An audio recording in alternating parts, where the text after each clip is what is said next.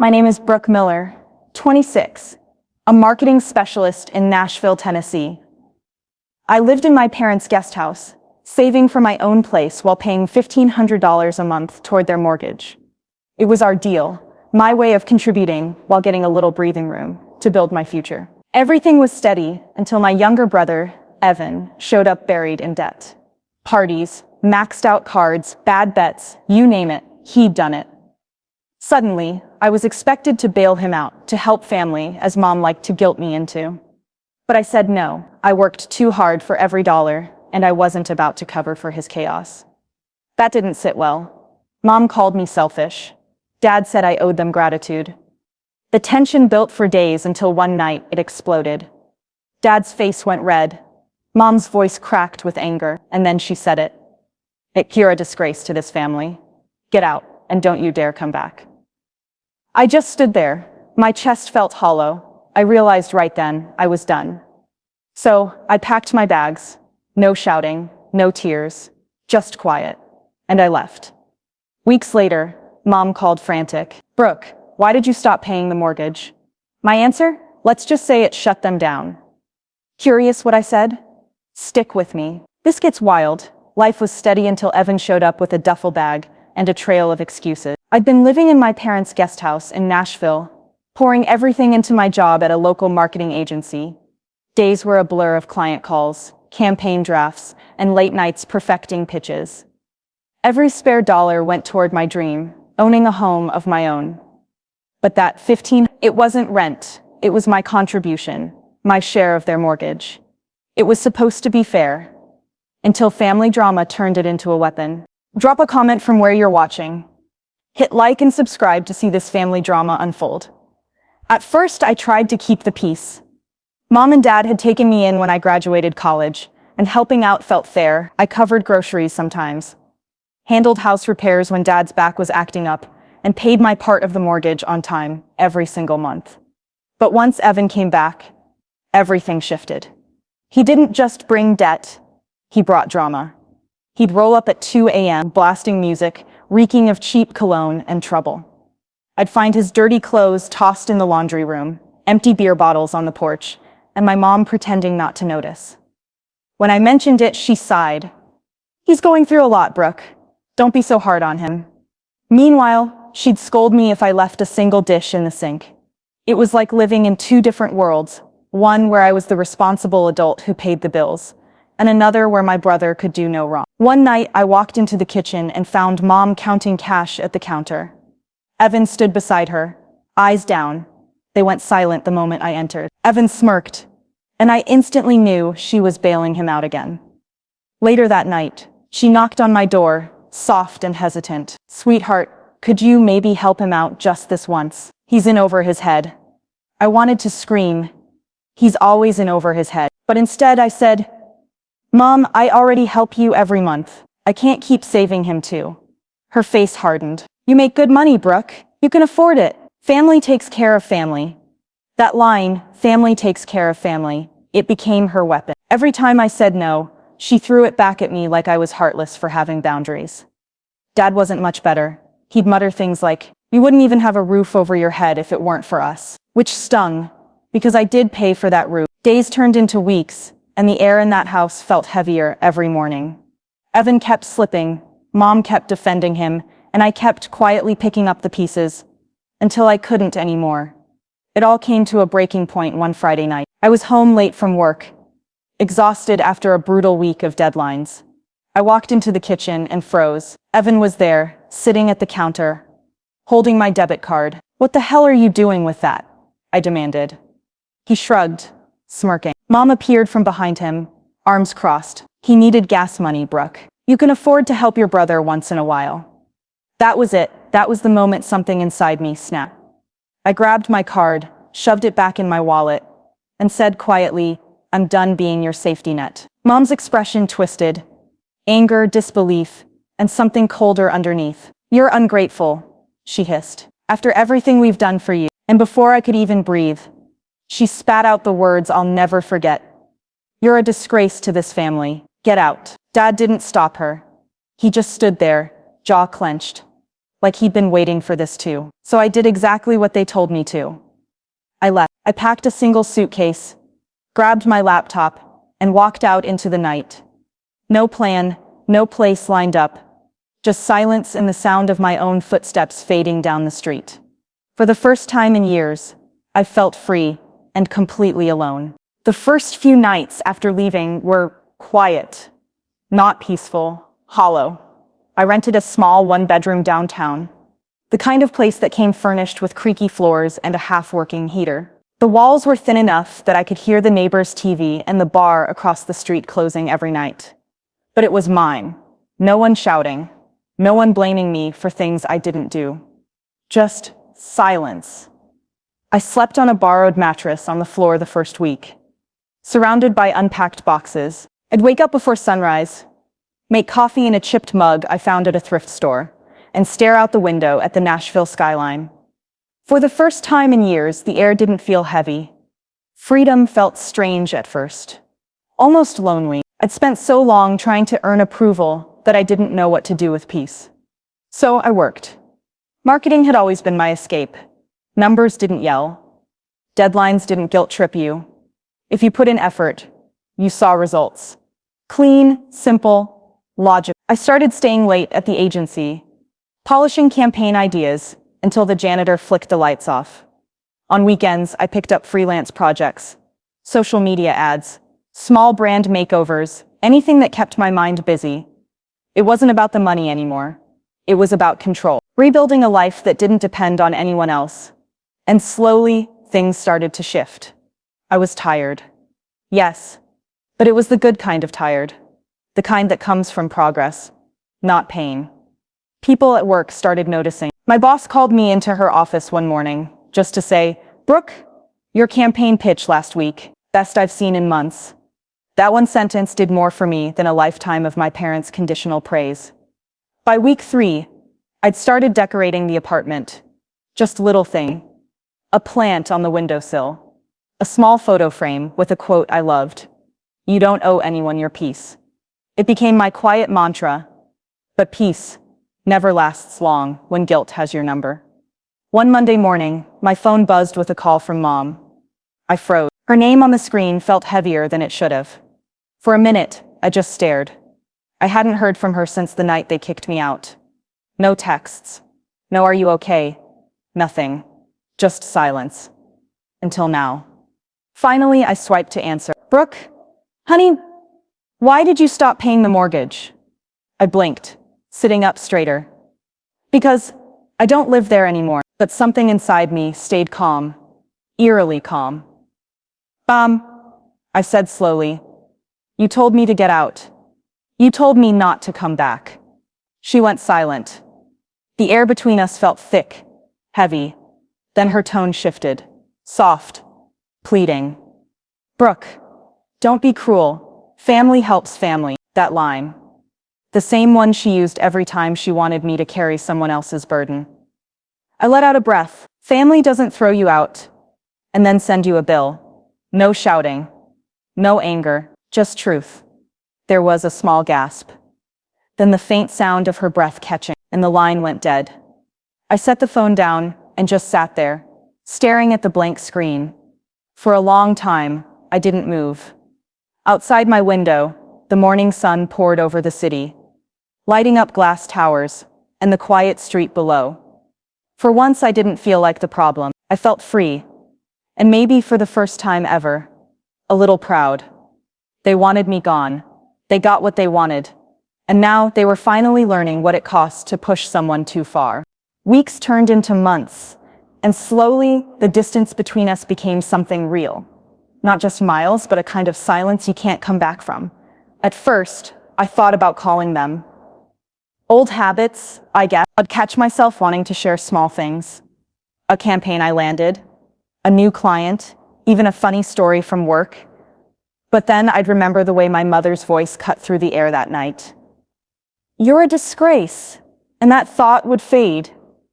My life, for once, started to move forward. The agency offered me a promotion, brand lead for a major retail client.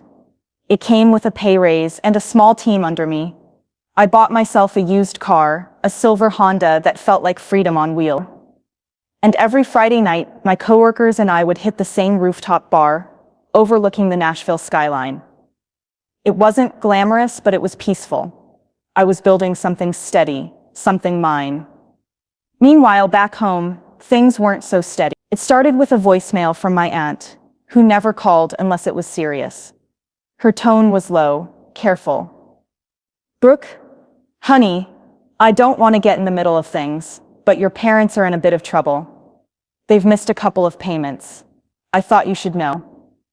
I didn't respond right away. I just sat there, phone in hand, staring at the screen. Part of me felt guilt prick at the edges. The other part whispered, they made their choice. A week later, my younger cousin sent me a text. "Saw your brother Evan at the den again. Looked rough. Guess things aren't great back home." I didn't reply that either. But the image of Evan, the one who used to sneer at my work ethic, who once said you're too uptight to ever be happy, sitting alone in some dive bar, weighed on me more than I expected. I wasn't angry anymore. I was just done. Done explaining, done defending myself, done carrying everyone else's mistakes. Then one evening, as I was locking up the office, my phone rang again. Dad, the number I hadn't seen since that night. I almost didn't answer, but curiosity got the better of me. "Brooke," he started, voice tight. "We need to talk." "About what?" There was a pause, the kind that burns through the line like static. He exhaled slowly, the way he used to before giving a lecture. "You're still our daughter. You can't just turn your back on us." I wanted to laugh, not because it was funny, but because of how sudden it all was. Months of silence.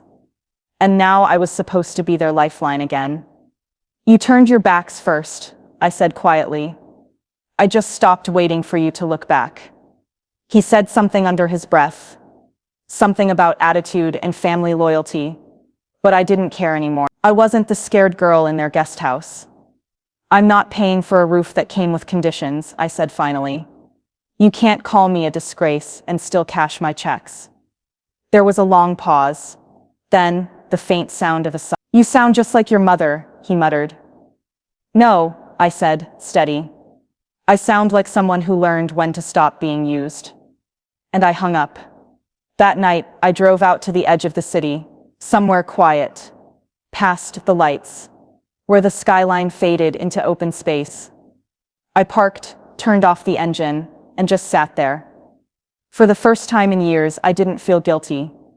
Sometimes standing up for yourself doesn't look heroic. It's quiet, lonely, but it's powerful. A few weeks later, I heard through the grapevine that the bank had posted foreclosure notices on my parents' house.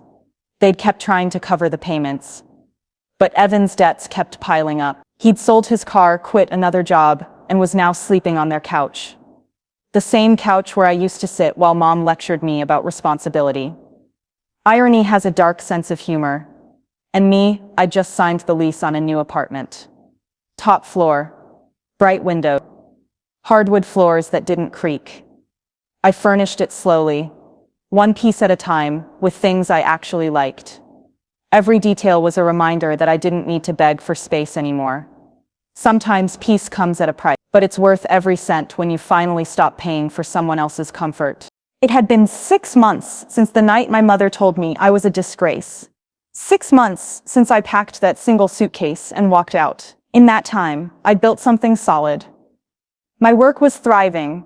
The agency flew me out for a regional campaign pitch, and I landed it, my first solo win. The client sent an email calling me sharp, steady, and confident. 3 words I'd never heard from my own family. I was in line at a cafe one Saturday morning, just another normal weekend, when I heard it. "Brooke?" That voice. I knew it before I turned around. My mom stood by the door, looking smaller somehow. Her hair was tied up messily, her makeup barely there. She wasn't the perfectly composed woman who used to host dinner parties and brag about her son's potential. She looked tired. "Hi, Mom." Her eyes softened, but there was hesitation, like she didn't know which version of me she'd get. "You look well," she said finally. We've missed you. I nodded, not really trusting myself to speak. There were too many words between us, sharp ones, unspoken ones, the kind you can't take back. She glanced down, fiddling with her purse. Your father's been struggling. The banks, they're taking the house. Evan hasn't been the same. I stayed quiet, not out of cruelty, but because I'd already mourned this, the illusion of family that had broken long before they kicked me out. Finally, she looked up at me, her voice breaking. We never meant for things to go this far. You told me to get out, I said softly. And I did. Tears filled her eyes. I know. And I was wrong. We were wrong. Part of me wanted to melt right there, to let all the anger fade. But the other part, the one that had rebuilt itself from nothing, stayed grounded. I tried so hard to make you proud, I said, but it was never enough unless I was fixing someone else's mess. She blinked fast, like she wanted to respond but couldn't find the words. Evan, she started. He's been asking about you. I let out a small, humorless laugh. Yeah? Let me guess, he needs help again. She flinched, and that was my answer. The silence between us stretched until it felt heavy. The cafe noise faded. Just the two of us. Years of tension condensed into one quiet moment. I'm not angry anymore, I finally said. But I'm not coming back, Mom. I can't keep paying for a house that cost me my peace. Her lip trembled. I didn't realize how much you were doing for us until you stopped. That hit deeper than I expected. That's the thing, I said quietly.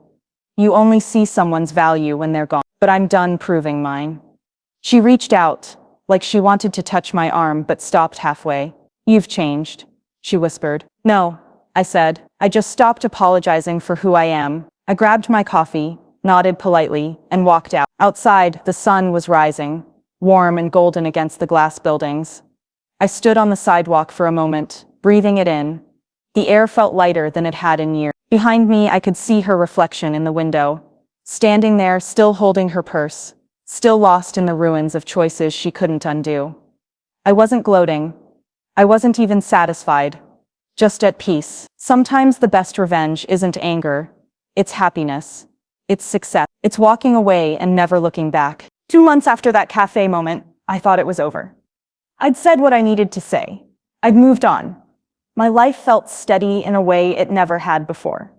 My mornings started with coffee on the balcony, the city humming awake below. My apartment finally looked like me. Soft lights, clean lines, walls filled with things I'd chosen, not inherited. I'd even adopted a cat, a quiet gray rescue who liked to nap beside my laptop while I worked. Work was booming. My campaigns were landing bigger clients, and my boss mentioned the words creative director for the first time. Every part of my life that used to feel small suddenly had space to breathe. Then one night, my phone rang again. Dad, the name flashed across the screen, and for a second my stomach dropped. That old instinct that said brace yourself. But I answered anyway. Brooke, he said, voice hoarse. Your mother, she wanted me to call. We lost the house. I didn't say anything. He kept talking, rambling about banks, payments, how they were staying with relatives just until things get sorted. Every sentence sounded like an excuse built on top of another one. Finally, he stopped. We don't expect anything, but if you could help us out again, just for a bit, it would mean a lot. There it was, the full circle moment. I leaned back on the couch, the cat curling against my leg, and let the silence stretch just long enough to feel it. Dad, I said quietly, do you remember the night you told me to get out? He hesitated. That was your mother. You stood there, I interrupted. You didn't stop her. You both made it very clear I wasn't family unless I was paying for it. The silence on the other end said enough. I didn't stop paying the mortgage out of spite, I said. I stopped because you made it clear I didn't belong under that roof. So I built my own. He exhaled sharply, maybe realizing there was nothing left to argue. You've changed, he muttered.